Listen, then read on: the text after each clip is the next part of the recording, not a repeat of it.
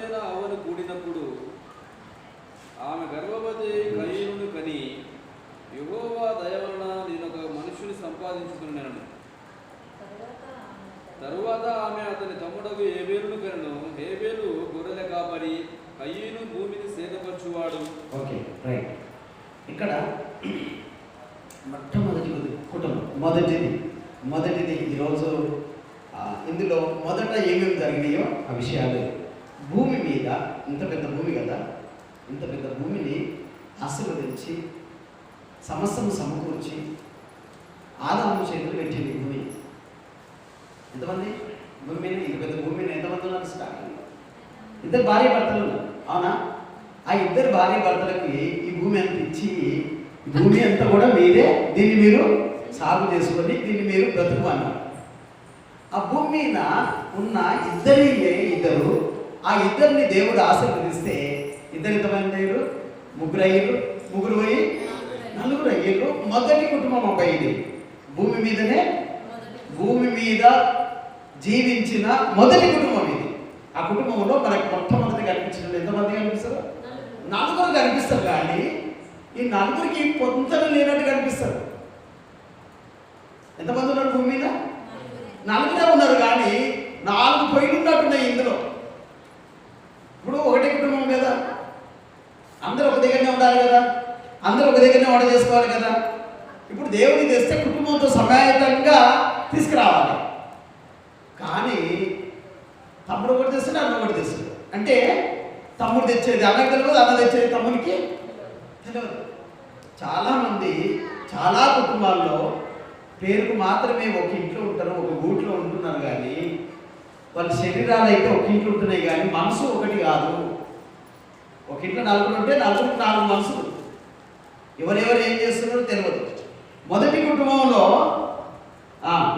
ఆదాము అవ్వలకు చూస్తే వీళ్ళిద్దరు భార్య భర్తల ప్రస్తావనే కనిపించదు. ఎక్కడ పోయారో తెలియదు. ఆ కొడుకు ఒకడు అర్పణ తెచ్చిండు, ఈ కొడుకు అర్పణ తెచ్చిండు. మరి వీళ్ళిద్దరు ఎక్కడ పోయారు? అందరు కలిసి కుటుంబ సమేతంగా ఒక అర్పణ ఇస్తే అయ్యేపో. కానీ తెలుగులో మాట ఉంది, ఎవరికి వాడే యమునా తీరే, ఎవరికి వాడే యమునా తీరే. అంటే యమునా నది ఎటు పోతుందో ఎటు పడితే అటు, వీళ్ళు కూడా ఎవరిని పడితే వాడు ఎక్కడ పడితే అక్కడ వెళ్ళే స్థితిలో ఉన్నారు. మొట్టమొదటి కుటుంబము ఇది. అయితే ఈ కుటుంబము భూమి మీద నలుగురు ఉన్నారు. ఆ నలుగురు కూడా ఇద్దరైతే భార్యాభర్తల ప్రస్తావన కనిపించేది. ఎక్కడ పోయారో తెలియదు. బలి అర్పించినప్పుడు తల్లిదండ్రులు కూడా ఉండాలి. ఏమ్రా నీవు ఇద్దెచ్చినావు, నువ్వేమో ఇద్దెచ్చినావు, ఇదే నారా దేవుడు ఇచ్చిన దాంట్లో శ్రేష్టమైన దేవాలే అని అనాలి. కానీ ఎక్కడ పోయారో తెలియదు, వీళ్ళు పత్త లేరు. సరే, అది అలా ఉంచుదాం. తర్వాత ఒక ఆయననేమో భూమిని సేద్యపరుస్తున్నాడు, ఒక ఆయననేమో గొర్రెల కాపరిగా ఉన్నాడు. మొదటి 2 వచనాలు. కొంతకాలమైన తర్వాత కయీను పొలం పంటలో కొంత యెహోవాకు అర్పణగా తెచ్చెను. హేబేలు కూడా తన మందలో తొలిచూరున పుట్టిన వాటిలో క్రొవ్విన వాటిని కొన్ని తెచ్చెను. యెహోవా హేబేలును అతని అర్పణను లక్ష్య పెట్టెను, కయీను అతని అర్పణ ఆయన లక్ష్య పెట్టలేదు. కాబట్టి కయీనుకు మిక్కిలి కోపము వచ్చి అతడు తన ముఖము చిన్నపుచ్చుకొనగా. ఓకే, పెద్ద ఆయన అర్పణ తెచ్చిండు, చిన్న ఆయన అర్పణ తెచ్చిండు. అంటే తల్లిదండ్రులు చూపించాలి, తేవాలరా దేవుని మందిరానికి, దేవుని సన్నిధికి దేవాలని చెప్పుంటారు. లేకపోతే ఇద్దరు కూడా తెలియదు.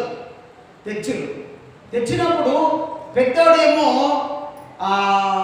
ధాన్యముల నుండి తెచ్చిండు, చిన్నోడేమో గొర్రెల మేకల నుంచి తీసుకొచ్చిండు. కానీ రెండూ చూసిన దేవునికి ఒకటి అర్థమైంది ఏంటంటే, ఒకడేమో శ్రేష్టమైనది తెచ్చిండు, ఒకడేమో తాను పనికి మాలింది తెచ్చిండు. ఇద్దరికి దేవుడు ఇచ్చిండు. ఈయన పొలం పంటను ఆశీర్వదించిండు, ఇటు గొర్రెల మేకల్ని ఆశీర్వదించిండు. ఇద్దరు మొదట ఒక అర్పణ తెచ్చిండు, కానీ మొదట తెచ్చిన అర్పణలో ఒకరిదేమో లక్ష్య పెట్టిండు, ఒకరిదేమో దేవుడు లక్ష్య పెట్టలేదు. మొదటి కుటుంబంలో ఎన్ని భేదాలు ఉన్నాయో చూడండి. మరి తర్వాత క్రొవ్విన వాటిలో కొన్ని ఈయన తెచ్చిండు. ఏమన్నాడు? 3వ వచనంలో కొంతకాలమైన తర్వాత కయీను పొలము పంటలో కొంత యెహోవాకు అర్పణగా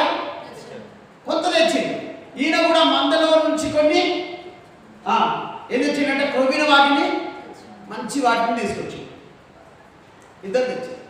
కానీ దేవుడు లోపల బయట రెండు చూస్తాడు కనుక ఇక్కడ ఒకరిదేమో దేవుని దృష్టికి అంగీకారంగా ఉంది, ఇంకొకరిదేమో దేవుని దృష్టికి అంగీకారంగా లేదు. అయితే దేవుడు ఏమనలేదు, బాబు పెట్టుకోండి, ఇక్కడ వీడు మంచిగా తెచ్చితే ఈయన మెచ్చుకొని దండేసింది లేదు, వాడు చెడ్డ తెచ్చినందుకు వాడిని తిట్టింది లేదు. కానీ వీని హృదయం ఏమో హ్యాపీగా సంతోషంగా ఈయన ముఖం వికసిస్తుంది, ఈయన ముఖం ఏమో దివాలు తీసినట్టు అర్థమైపోయింది. వేసినప్పుడు కాంకపెట్టి దగ్గరికి వేసినప్పుడు పక్కోడు ఏం చేస్తున్నాడు, మనం ఏం చేస్తున్నాం అన్నది అనిపిస్తుంది కదా మనసులో. అట్లనే ఈ కయ్యని ముఖము వికారమైపోయింది. వాడు మంచి ఇచ్చిండు, దేవుడిని మన హృదయాన్ని చూసిండు, వాడి ముఖం కలగలదు. హృదయం బాగుంటే ముఖం బాగుంటుందబ్బా, అర్థమైందా? హృదయం బాగుంటే ముఖం బాగుంటుంది, ఆటోమేటిక్ బాగుంటుంది. ముఖమే కాదు, దేహం అంతా బాగుంటుంది, ఆరోగ్యంగా ఉంటుంది. ముఖం బాగా, హృదయం బాగాలేదనుకో, హృదయంలో నిండి ఉందంతా ఏముంటుంది, సమస్తమైన కలవశం, సమస్తమైన పాపం అంతా ఏడ స్టోర్ అవుతుంది, గుండెల్లో స్టోర్ అవుతుంది. అది రక్తంలో నుంచి ప్రతి పాటికి వెళ్ళిపోయి తప్పు చేస్తే ముఖం చెప్పేస్తుంది, వికారం అయిపోతుంది. ముఖం చెప్పకముందే వికారం అయిపోతుంది, చూస్తే తెచ్చిపోతుంది. అయితే ఈ మొదటి కుటుంబంలో ఏంటంటే మొదట అర్పణ తెచ్చి వీళ్ళు, తర్వాత కయ్యను ఏబేలు ఆయన మొదటిదే ఈయన మొదటిదే తెచ్చాడు. తర్వాత ఇక్కడ దేవుడు ఒకరిని లక్ష్య పెట్టిండు, ఒకరిని లక్ష్య పెట్టలేదు. ఒక ఆయన ముఖం చిన్నపుచ్చుకున్నాడు, ఒక ఆయన ముఖము వికసిస్తుంది. అయితే 5వ వచనం, కయ్యను కూడా తన అర్పణను లక్ష్య పెట్టలేదు, కాబట్టి కయ్యనుకు మిక్కిలి కోపము వచ్చి అతడు తన ముఖము చిన్నపు మొట్టమొదటి కోపిస్తుంది. మొదట తెచ్చిన అర్పణలో దోషం ఉన్నది అర్పణ తెచ్చిండు. అంటే దేవునికి ఏమి ఇచ్చిన కూడా ఇస్తే ఎటువంటిది ఇవ్వాలి, శ్రేష్టమైనది ఇవ్వాలి, ఇయ్యలేదు. అర్పణలో లోపం ఉన్న అర్పణ తెచ్చిండు. కోపములో ఎవరి కోపం ఎక్కువ వస్తుందంటే తప్పు చేసినవని అని అంటే దానికి ఏమొస్తుంది, తప్పు చేస్తాడు, తప్పు చేసినోడిని నువ్వు తప్పు చేసిన అంటే ఏమైంది, మళ్ళా కోపం వస్తుంది, ఆటోమేటిక్గా కోపం వచ్చేస్తుంది. దేవుడు ఏమైనకున్నా మొట్టమొదటి కోపిస్తాబ్బా, మొట్టమొదట కోపం, మొట్టమొదట అర్పణలో లోపం, మొదటి అర్పణలో లోపం, మొదటి కోపిస్తి కయ్యను, మొదటి కోపిస్తి. తర్వాత మొట్టమొదటిగా ముఖము చిన్నపుచ్చుకున్నవాడు కూడా కయ్యనే. తర్వాత 7, నీవు సత్క్రియ చేసిన ఎడల తలెత్తుకొనవా, సత్క్రియ చేయని ఎడల వాకిట పాపము పొంచి ఉండును, నీ ఎడల దానికి వాంఛ కలుగును, నీవు దాన్ని ఏలుదు అనేను. మొట్టమొదట పాపముతో సంబంధం పెట్టుకున్న వ్యక్తి ఈయన. మొదటి అర్పణలో లోపమున్న అర్పణ తెచ్చిండు, మొదటి కోపిస్తే మొట్టమొదట పాపముతో సంబంధం పెట్టుకున్న వ్యక్తి ఈయన. మొట్టమొదట పాపంతో సంబంధం పెట్టుకున్న వ్యక్తి. తర్వాత 8వ వచనం, కయ్యను తన తమ్ముడైన ఏబేలుతో మాటలాడాను, వారు పొలంలో ఉన్నప్పుడు కయ్యను తన తమ్ముడైన ఏబేలు మీద పర్యటన చంపాడు. మాటలాడాను, చంపాను. చూడట్లేదు కదా, మాట్లాడాను, మాట్లాడినోడు మంచిగా మాట్లాడాలి, మంచిగా ఉండాలి. మాట్లాడిన వాళ్ళు అందరూ మంచోళ్ళు కాదు, మర్డర్ చేస్తారని. కయ్యను ఇక్కడ మాట్లాడుతున్నాడు తమ్ముతోని. ఇద్దరు పొలంలో ఉన్నారు, ఒక ఆయనేమో వ్యవసాయంలో పొలంలో ఉన్నాడు, ఇంకో ఆయన గొర్రె మేకల్లో పొలంలో ఉన్నాడు. ఇద్దరు పొలంలో ఉన్నారు. మేబీ తండ్రి తల్లి ఇంటికాడ ఉన్నారు అనుకుందాం, ఇంట్లో ఉన్నారు అనుకుందాం. ఇప్పుడు వ్యవసాయం చేస్తుంటే వాడు గొర్రెలు కాస్తుంది. అయితే మాటలాడి మర్డర్ చేశాడు. మొదటి మోసగాడు మాట్లాడుతున్నాడు. ఏమని మాట్లాడుతున్నాడు? తీయగా మాట్లాడుతున్నాడు. తర్వాత రాయి తీసుకొని తల మీద వేసి పగలు కొట్టి చంపేశాడు. మొదటి నరహంతకుడి, మొదటి అర్పణలో లోపం ఉన్నవాడు, మొదటి కోపిస్తి, మొదట ముఖము చిన్నగుచ్చుకున్నవాడు, తర్వాత మొదటి మోసగాడు. మాట్లాడుతున్నాడు మంచిగానే, కానీ లోపల ఏముంది, వేసేయాలి. పైకేమో మాట్లాడుతున్నాడు బాగానే, లోపల ఒంటరి దొరికిండు, వేద్దామని మాట్లాడుతున్నాడు, మర్డర్ ప్లాన్ చేస్తున్నాడు. మొదటి నరహంతకుడు. మొదటి నరహంతకుడు, మొదటి నయవంచకుడు. ఏం చేస్తున్నాడు? నయవంచన చేస్తున్నాడు. తమ్ముడా, నేనున్నా కదా, గొర్రెలు మనయే కదా, పొలం మనదే కదా, మన ఇద్దరమే అన్నదన్నా కదా, ఈ భూమికి చక్రాది ఛత్రపతి నేనే, నీవే. ఎంత మంచి మాట్లాడిండో. అటు ఇటు చూస్తుంటే తమ్ముడు వెంటనే బండ తీసుకొని, రాయి తీసుకొని తల మొహం పగలగొట్టి చంపేశాడు. మొదటి నరహంతకుడు, మొదటి మోసగాడు, మొదటి కోపిష్టి, మొదటి అర్పణలో లోపము తెచ్చినవాడు, లోపమున్నవాడు.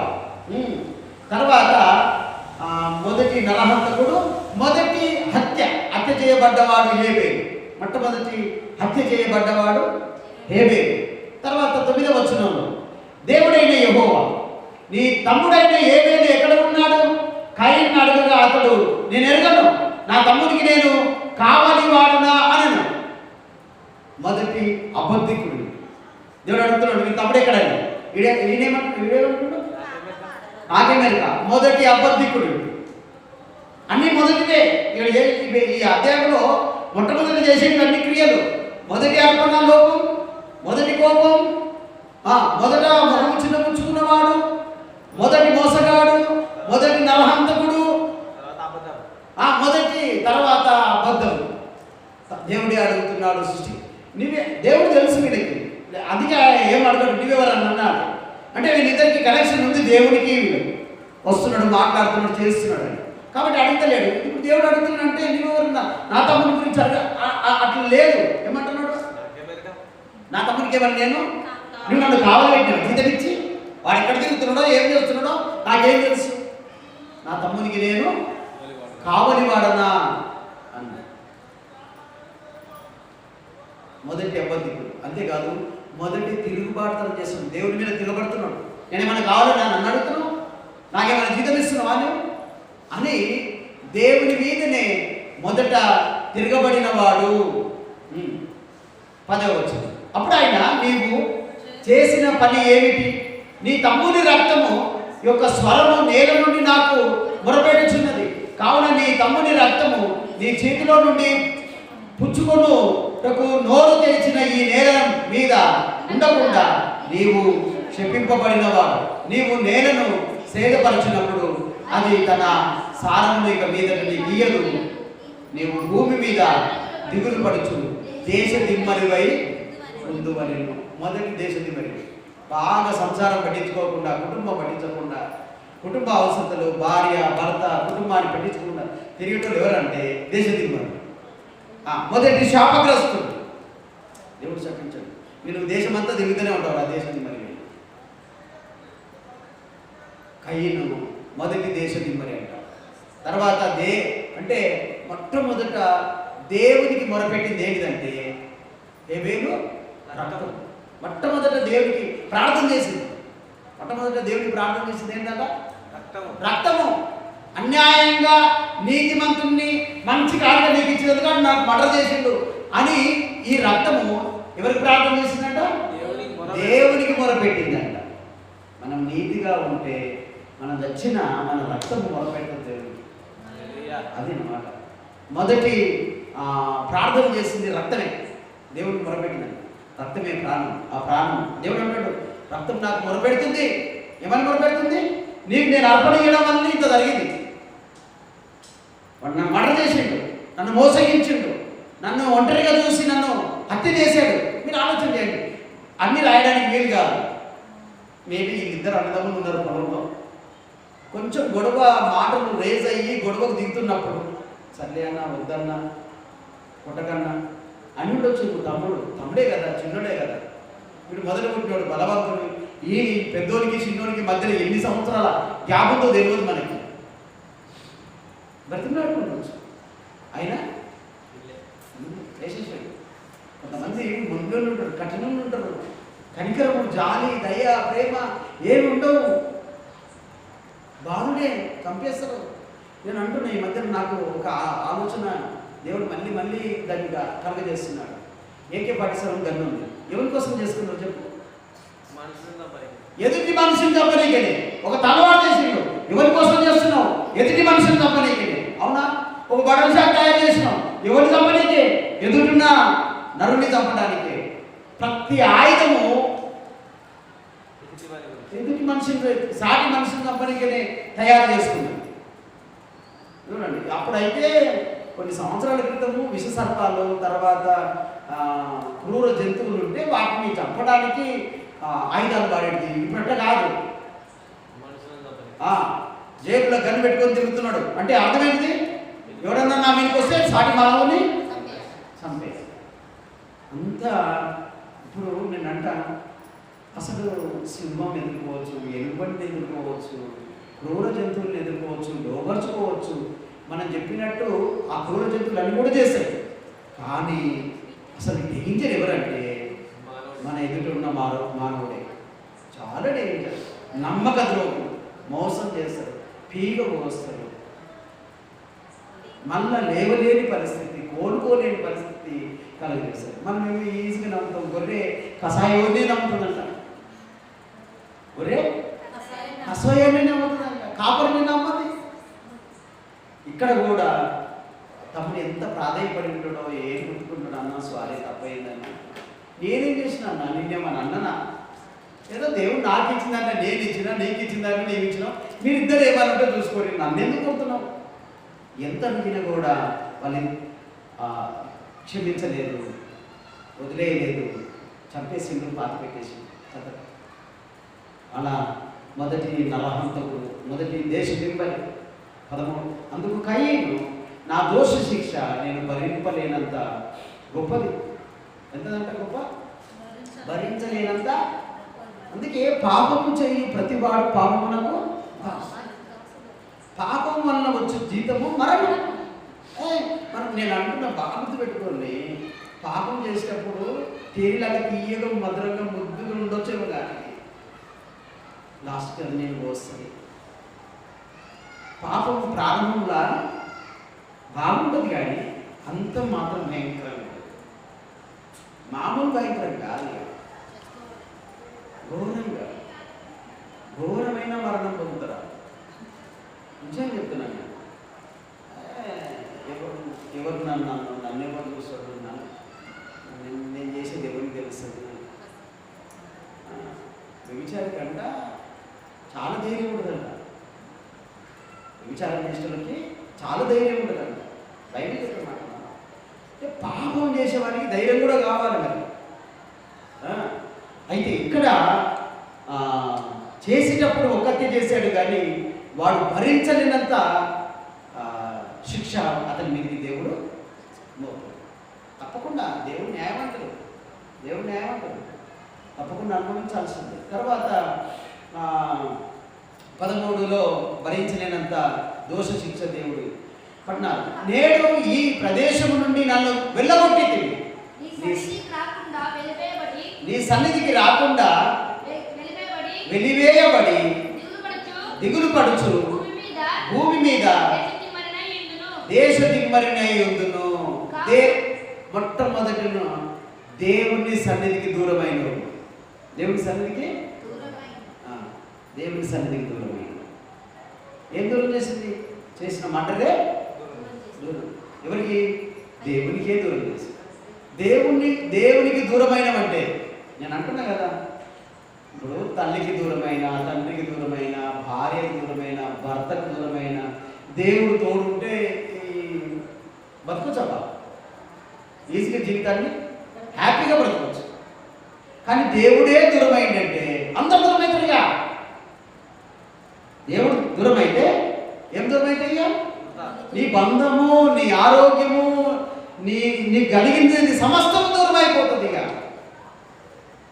దేవుని సన్నిధికి దూరమైన వాడు, మొట్టమొదట దేవుని సన్నిధికి దూరమైన వాడు. పాపం నేను ఏం చేస్తుందంటే దేవునికి దూరము అక్కడ పాపం చేస్తా, దేవుని దగ్గర రానియడబ్బా, దేవుని సన్నిధిలో కూకోలేవు. పాపం చేసినోడు ఎప్పుడు కూడా దేవుని సన్నిధిలో ప్రార్థన, ఏకాంత ప్రార్థన, వాక్యము చెయ్యలేడు. ఇది నేను రాసిస్తాను. నిజం రానియడు. ఎవరు నిన్ను ఎవరన్నా నా సన్నిధికి ఉన్నాడు రమ్మన్నాడు. అదే దేవుడు కోరుకున్నది ఏంటంటే ఒకసారి పాపానికి అడిగి పవిత్రపరిచి మనల్ని పిలిచిన తర్వాత మళ్ళీ పాపానికి వెళ్ళి చేస్తే నీవు నేను దేవుడి సన్నిధిలో ఉన్నాం. దేవుడే మనల్ని ఏం చేశాడంట? త్రోసివేశాడంట తన సన్నిధి నుంచి. ఇది త్రోసేసి మన తెచ్చిపెట్టినోడు ఒకటి మిగిలింది. ఇప్పుడు శత్రువు మనిషి వేరైతే దేవుడు అడ్డుపడి ఏమైనా చేయవచ్చు.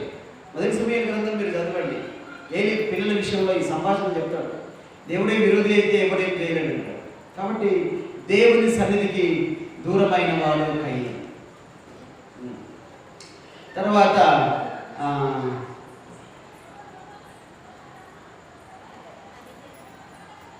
అందుకు యెహోవా అతనితో, కాబట్టి ఎవడైనా కయ్యను చంపిన ఏడుగా వానికి ప్రతిదండన 7 అంతలు కలుగునని, మరి ఎవడైనా కయ్యను కనుగొని అతని చంపక ఇల్లునట్లు యెహోవా అతనికి ఒక గుర్తు వేసాను.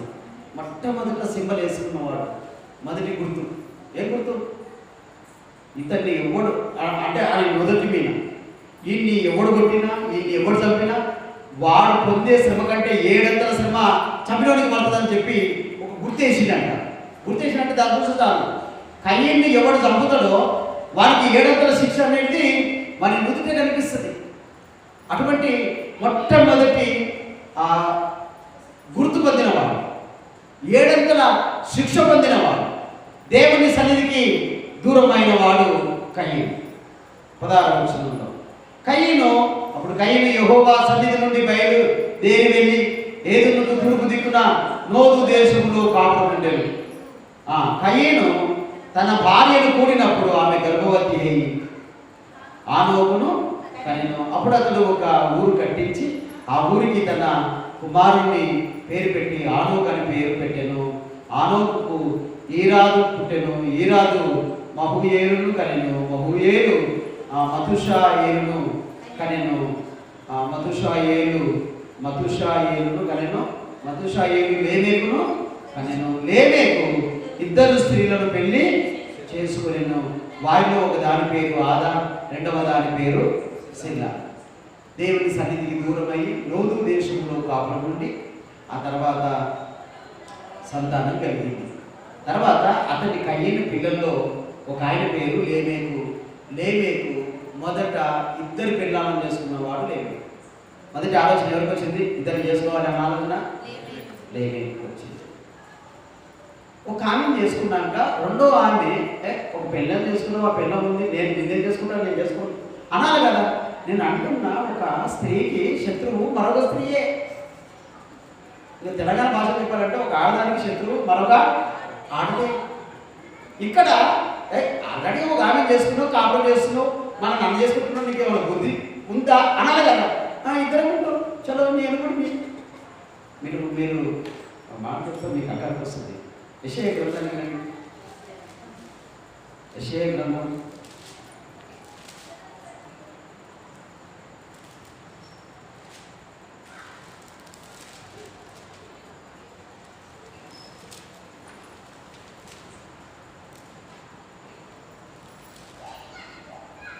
4వ అధ్యాయం 1వ వచనం. ఆ దినమున 7 స్త్రీలు ఒక్క పురుషుని పట్టుకొని మేము మా అన్నమే తిందుము, మా వస్త్రములే కట్టుకుందాము, నీ పేరు మాత్రం మాకు పెట్టి నీ మంగళసూత్రం కట్టి మా నింద తీసివేయు అని చెప్పుతారు. 7 మంది ఒకరిని పట్టుకొని అడుగుతారంట. మా అన్నం మేమే తింటాం, మా బతుకు మేమే, మా బట్టలు మేమే, అన్ని మాయే. కానీ జస్ట్ నీ మంగళసూత్రం కట్టి వదిలేమో. ఎవరు టేంచరు? స్త్రీ. మీరు అవునన్నా కాదన్నా, ఒప్పుకున్నా ఒప్పుకోకుండా బైబిల్ అంటది 7 మంది స్త్రీలు ఒక్కని పట్టుకొని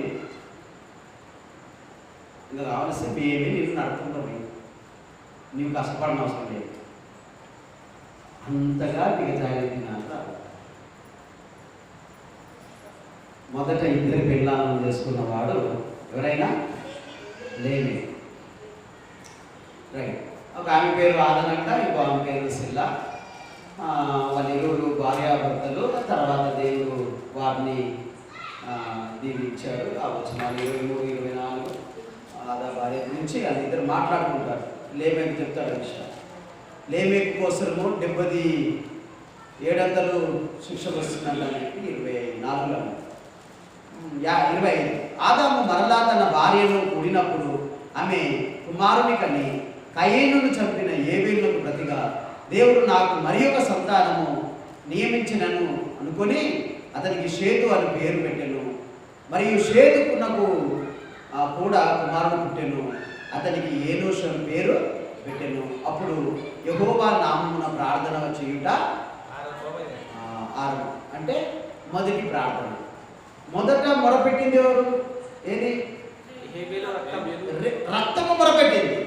ప్రార్థన, మొదటి ప్రార్థన ఎవరు చేసిరంట? షేతు కుమారుడైన ఏనోషు ప్రార్థన ప్రారంభించారు. ఇది స్టార్టింగ్. ప్రేయర్ అంటే ప్రార్థన అనేది మొదట ప్రారంభం చేసింది షేతు కుమారుడైన ఏనోషు ప్రార్థన. మొదట ఈ 4వ అధ్యాయంలో మొదట జరిగిన సంఘటనలు ఇలా ఉన్నాయి. కాబట్టి మళ్ళీ ఒకసారి చెప్తున్నా, మొదట అర్పణ తెచ్చింది కదా, లోపముతో కూడిన అర్పణ తెచ్చిన వాడు, శ్రేష్టమైన అర్పణ ఒక ఆయన తెచ్చింది. తర్వాత మొదటి కోపిస్తే, మొదట మొహము చిన్నముంచుకున్నవాడు, మొదటి మోసగాడు, మోసపూరితమైన తమతో మాట్లాడతాడు ప్రేమగా. తర్వాత మొదటి నరహంతకుడు,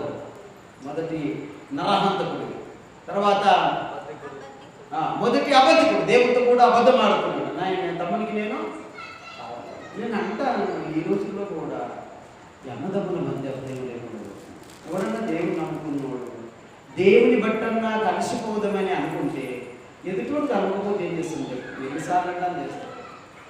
కలిసే దినాలు లేవు.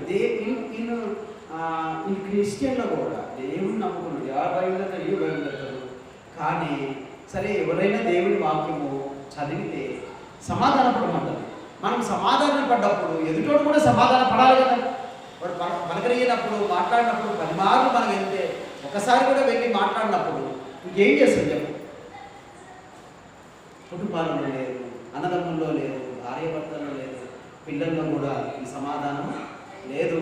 గొడవలు ఉన్నాయి, కొట్లాటలు ఉన్నాయి, నరహత్య జరుగుతుంది, మోసం ఉంది. తర్వాత మొదట దేశ తిమ్మరిగా శపింపబడ్డవాడు, దేవుని సన్నిధికి దూరమైన వాడు, మరి తిరుగుబాటు చేసిన వాడు, మొదట 2 పెళ్ళాలను చేసుకున్న లేబేలు. అంటే ఇన్ని జరిగినాయి 4వ అధ్యాయంలో మొదట చేసిన ఇన్ని కార్యాలు. కాబట్టి మనం కూడా